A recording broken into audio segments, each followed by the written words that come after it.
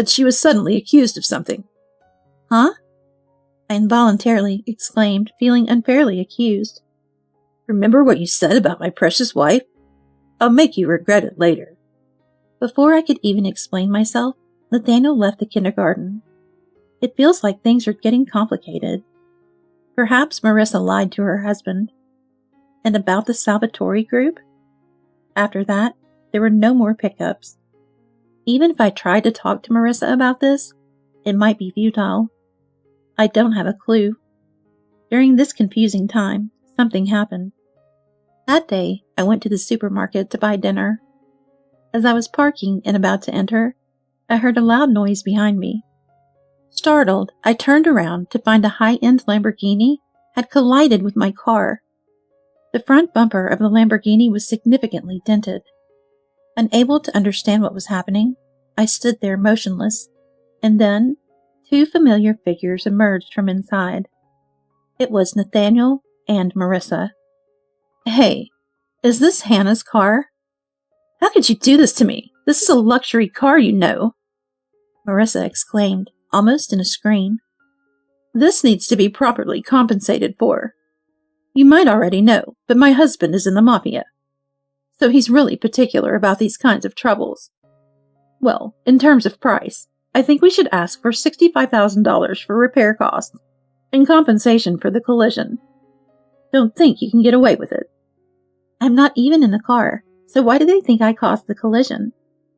I feel like Marissa is the one who caused it instead. Nathaniel came from behind and started shouting. You again? How much more trouble do you have to cause? Pay up like my wife said, and of course in cash. At that moment, I felt like Marissa and Nathaniel shared a knowing laugh. Understood. It's a bit of an inconvenience to talk here. Would you mind coming to my place? I have the money at home, so I can give it to you. If that's what you want, then let's get along with it. I wonder if you really have the money, though. If you can't prepare it, you must understand it could lead to serious consequences. If she can state it so clearly up to this point, then it should be okay. Let's look forward to what hospitality she'll offer.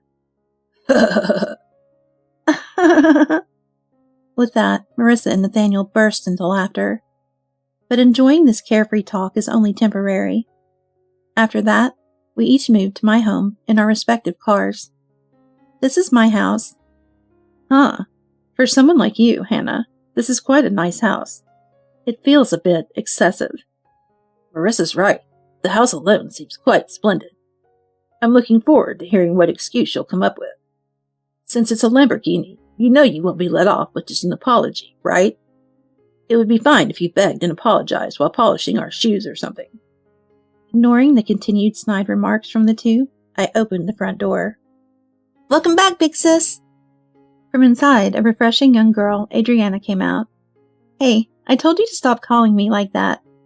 I'm sorry. I've been calling you that for so long it's become a habit. I've informed him of everything. He's waiting for you in the back. Okay, thank you. Smiling, Adriana greeted me warmly and then led us to the room where my father Samuel awaited. Who's that man, Hannah? Are you possibly cheating? Letting such a young girl call you big sister is pretty risky. I could no longer hear their conversation. As the door to the rooms opened, Samuel, my father, was waiting. Hey, you made it. Thanks for coming all this way. Well, have a seat over there. Let's take our time and talk, shall we? Samuel, why are you here? Nathaniel raised his voice upon seeing my father's face. I suspected as much. It's really you. His eyes started swimming. Marissa, oblivious to the situation, began to yell at him. I don't know who you are, but are you Hannah's father? We're the victims here. Do you know what a Lamborghini is? It's a pretty high-end car. It's not something you want your daughter to hit. We need you to pay $65,000 in repair cost in cash right now. Samuel slammed a suitcase on the table. When Samuel opened it, it was packed with cash. Nathaniel and Marissa's eyes widened. I think this is what you want. I've already prepared it after receiving a message from Hannah. I've counted it several times. There should be a solid $65,000. The two remained frozen, not moving at all.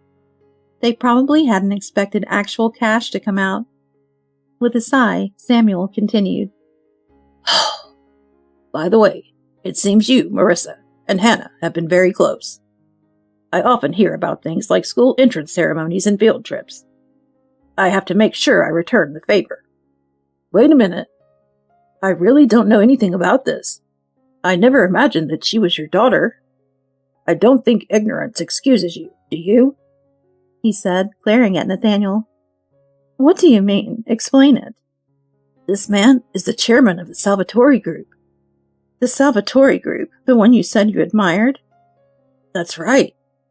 This time, Marissa's face turned pale.